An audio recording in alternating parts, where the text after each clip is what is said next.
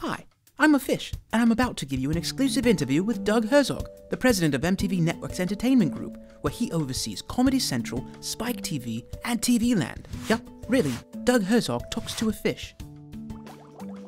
Did you ever have an internship? I did have an internship. In fact, my first internship led to my first job. I interned at the cable news network here in Los Angeles. At that point, CNN had just gone on the air, and nobody really had cable television. Nobody knew what CNN was, and they were hiring a lot of college kids. Did you ever make a mistake or have any embarrassing stories from your internship or first job? I've had a lot of embarrassing moments, and I've made a ton of mistakes. I mean, I think if you're going to do anything, especially in this business, you're going to make a lot of mistakes. When I first started working at CNN, I was assigned to accompany our news crew to the Academy Awards, where I was going to be working in the press room all night. I was really excited about it. What I realized upon arriving was everybody who attends the Academy Awards, no matter in what capacity, wears a tuxedo, except for me. Oh dear. My problem with the red carpet is that I tend to blend in. So I have to know, what made you want to get into TV? Saturday Night Live. I was in high school when it first went on the air. It was, at that time, it was a revelation, There was young people on TV talking about things and making jokes about things that were never discussed on television, most importantly sex and drugs, with great music, and it felt like this private little club at 11:30 every Saturday night, and it sort of changed the way I looked at television, and ultimately the way I looked at, maybe what my career might be. And what a career it is. So how did you get started at MTV?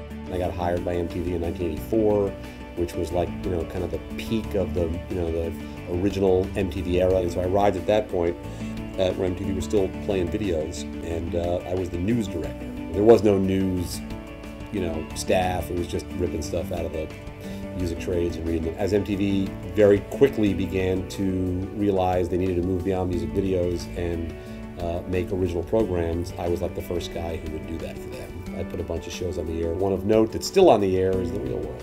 Have you ever thought about doing the real world? About 7 fish strangers reeled in by a fisherman to live in the same house and then things get real. Booyah. I'm thinking that's the only thing they haven't done yet, right? They've been to every conceivable city. Atlantis. Real world Atlantis. There you go. And you can put me in it. Don't you think I'm tanner than the situation? You are smarter than the situation by a long shot, I can promise you that. Why, thank you. I should hope so.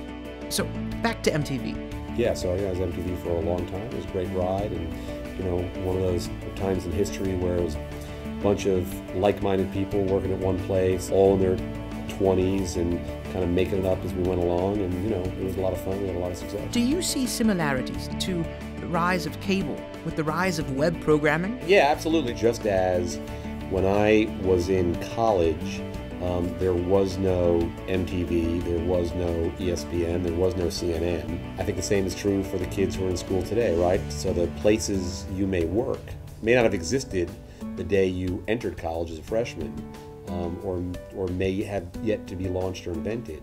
But I think there's new opportunities opening every day. I agree. So what is the biggest challenge you've faced in your career? It's always challenging, right now it's, the technology is changing so quickly that, you wake up every morning and there's some new innovation and it changes the landscape. Coming into a network that's, in dire need of a hit show, that's challenging. And what makes a hit TV show? That I wish I knew the answer. I have no idea. They come from everywhere. They happen when you least expect it. And so many things have to line up, for it to sort of fall into place to happen. It's magic. No one ever sets out to make a bad show, I don't think. So I wish I had an answer, Goldfish. Doug, I'm a fighter fish. Oh, so fighter fish. I'm a lover fish, not a fighter fish. That's just me. That's a good one. So what's the best lesson you've learned working in the biz? There's a lot of them. I think some of the best and broadest advice, that I ever got was, well, first of all, never burn your bridges. It's a small industry. And, the other thing to remember is nobody knows anything. I think the great thing about show business is nobody knows. I put South Park on the air 15 years ago. I didn't know it was going to be great. I just knew it made me laugh. Nobody really knows.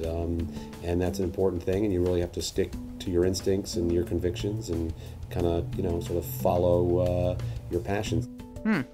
Do you see comedy changing? There's an old saying in comedy that says tragedy plus time equals comedy. I think for, again, the younger part of the Generation Y, it's tragedy equals comedy. The too soon joke, like they're okay with that. It can be a generational thing, and comedy's always evolving. But, a guy slipping on a banana peel or a fart joke or a pie in the face, still funny. Fat kid's always funny. Some things never change. Now, what advice do you have for a very good-looking fish, a person that wants to be like you someday? Like a successful television show, in a successful career, a lot of things have to fall into place. And you got to be smart, and you got to be aggressive, and you got to do all those things and be all those things. And you got to be a little bit lucky, and you got to have, some good fortune come your way. But mostly, you got to get up every day and say, I want to be in this. Well, that's been me, the fish, talking with Doug Herzog.